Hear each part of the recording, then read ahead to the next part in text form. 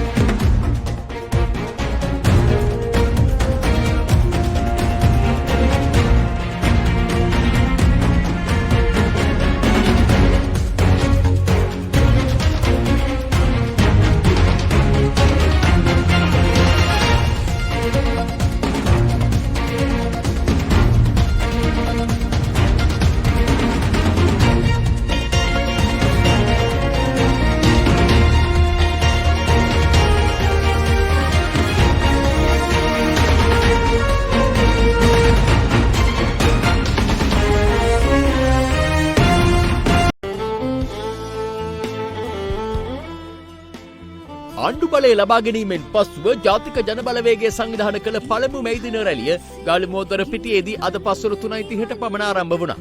රට හදන ජනබලය පෙළ ගැසෙන මේ රැළිය යන්න මෙවර එහි තේමාව වී තිබුණා. සමහන් සමදා සමහන් සමදා සුවෙන්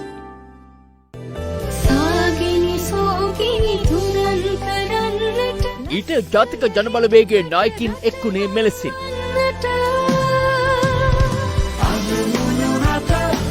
එක මිට මීට පෙර මැයි දිනේ පවත්වනකොට අපි හිටියේ සටන් පාට ගොඩක් එක්ක අරගල භූමිවල. මේ සටන් පාට අතර අපේ අරගල බිම්වල තිබුණු ප්‍රධාන සටන් පාටයක් තිබුණා. ඒ තමයි අපිට ඕන වැඩ කරන පන්තියේ බලයක්, වැඩ කරන ජනතාවගේ පාලනයක්, වැඩ කරන ජනතාවගේ ආණ්ඩුවක්, වැඩ කරන ජනතාවගේ රජයක්. ඒ සටන් පාටය අද අපි ජයග්‍රහණය කරලා වැඩ කරන පන්තියේ රාජ්‍ය බලයක්, ආණ්ඩු බලයක් එක්ක තමයි ලංකාවේ ප්‍රථම වතාවට මේ මැයි දින සමරීම කරන්නේ. ඒක තමයි විජයග්‍රහණය.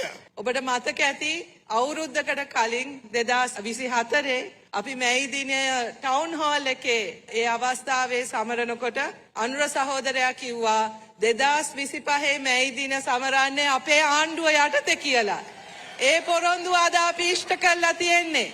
ඒක තමයි අද අපි සමරන්න ඕනේ. මේ සෙනග දැක්කම අර අගෝස්තු මාසේ ජනාධිපති වෙන්න හිතන් ඉන්න අය, දෙසැම්බර් මාසේ ජනාධිපති වෙන්න හිතන අය මොනවා හිතනවද දන්නේ?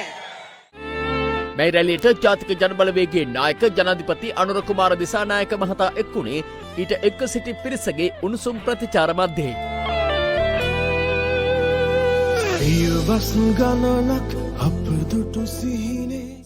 අපි දීර්ඝ කාලයක් මේ මැයි දිනේ සමරලා තිබෙනවා. ඒ හැම අවස්ථාවකම අපේ අපේක්ෂාව බවට පත් වුණේ බලය අත්පත් කර ගැනීම සඳහා ජනතාව පෙළ ගැස්වීම. අද අප පළමු වතාවට බලය අත්පත් කරගෙන මේ රට ගොඩනැගීම සඳහා ජනතාව පෙළගස්සන මහා රැළිය පවත්වනවා. පෞගේ සැප්තැම්බර් මාසේ 21 වෙනිදා මේ රටේ ජනතාව ඉතාමත් නිර්භීත තීන්දුවක් ගත්තා.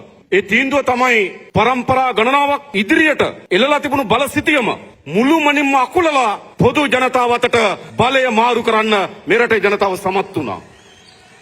අන්න ඒ බලයේ අහිමිවීමේ අපේක්ෂා බංගත්වයේ අඳෝනාව අපිට අහන්න ලැබෙනවා. තව පැත්තකින් තමන් බලය හොබවනකොට මහජනයාගේ ධනය නාස්ති කරමින් අති වරප්‍රසාද සහිත ජීවිතයක් ගත කරා.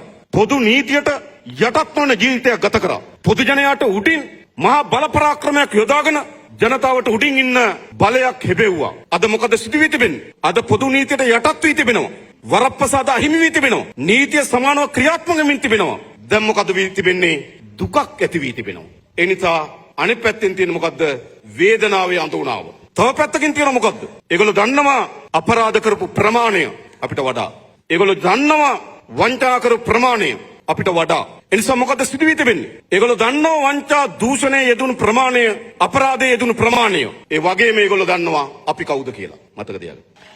ඒගොල්ලෝ ඒගොල්ලන්ගේ අපරාධයේ ප්‍රමාණය දන්න තරමටම ඒගොල්ලෝ දන්නවා අපි කවුද කියලා. ඒ නිසා භීතියේ අඳුනාව තියෙනවා. ඒ නිසා තවදුරටත් දේශපාලන ව්‍යාපාර නැහැ. ඒවා නිකන් වැල් බයිලා කණ්ඩායම් මත වැල් බයිලා. එහෙම නෙවෙයිද? මාර්තු වල ආණ්ඩුව වැටෙනවා කියනවා. මාර්තු පැන්නාම අගෝස්තු කියනවා. අගෝස්තු එන්නත් කලින් අප්‍රේල් වලට කල් දාලා. ඊට සනිත් කෙනෙක් කියනවා නෑ මම දෙසැම්බර්. එයි වැල් බයිලා හොඳේ. අද අපෙන් එළිය තිබෙන්නේ සුම්බුන් ගොඩක එකතුවක් මිසක් අභියෝගයක් නෙවෙයි. අභියෝගය තිබෙන්නේ අපට අප තුලමයි. ඒ නිසා අභියෝගය පියමන් කිරීම සඳහා අපි අප තුලම තිබෙන ප්‍රතිවිරෝධතාවයෙන් නොගැලපීම්, අලුත් තත්වයට අනුව අනුරූපී වෙන්න අසමත් වීම, අලුත් තත්වයේ තේරුම් ගන්න අසමත් වීම, නව තත්වයට අනුරූපී වන පරිදි හැඩගැසෙන්නේ කෙසේද? ඒට අසමත් වීම ප්‍රශ්නේ තියෙන අපි ගාව. තවදුරටත් එළියේ ප්‍රශ්නේ මේ සමාජ සාධාරණත්ව වෙනුවෙන්, සමාජයේ යුක්තිය වෙනුවෙන් අපි ඉතාමත් විධිමත් වියමනක් වියනවා. ඒක ඕන කෙනෙක් දන්නවා. මා කියන්නේ එක රැයෙන් ප්‍රතිඵල බලාපොරොත්තු වෙන අයට අවුරුදු 76ක් විනාශය පතුලටම ගෙනහිල්ලා මාස 6න් ප්‍රතිඵල අපේක්ෂා කරන අයට නව යුගයක් නිර්මාණය කළ තිබෙනවා. නීතිය හැම කෙනාටම සමාන රටක්. ඒක තමයි මේ රට ගොඩ නැගීමේ ඊළඟ ප්‍රධාන අත්විවරම. ඒක අපි සකස් කරලා තිබෙනවා. විශේෂයෙන්ම අපේ උරුස්සමති ව්‍යාපාරය. නැවත කියන අපේ රටේ උරුස්සමති ව්‍යාපාරය. පරණ ආකල්ප අත්තරින්න. හුණු බිකත් ඉල්ලලා සටන් කරන කාලය අවසන් කරන්න. හුණු බිකටත් පොරබදන කාලය අවසන් කරන්න. මොකද අපි අතර තිබිය යුතු ප්‍රතිවිරෝධතාවය කිසි ගැටමක් තියෙන විදියක් නැහැ. අපි උරුස්සමති ව්‍යාපාරයට ආරාධනා කරනවා එකට මේ රට ගොඩනැගීමේ ව්‍යායාමය සාර්ථක කර ගැනීම සඳහා අපිට එකතු වෙන්න. අපි සියලු දෙනා ප්‍රයත්නයක් දරමු. පොරබදමු. අපේ પરම්පරාවට වඩා අපේ අනාගත પરම්පරාවට හොඳ රටක් හදලා දෙන්න.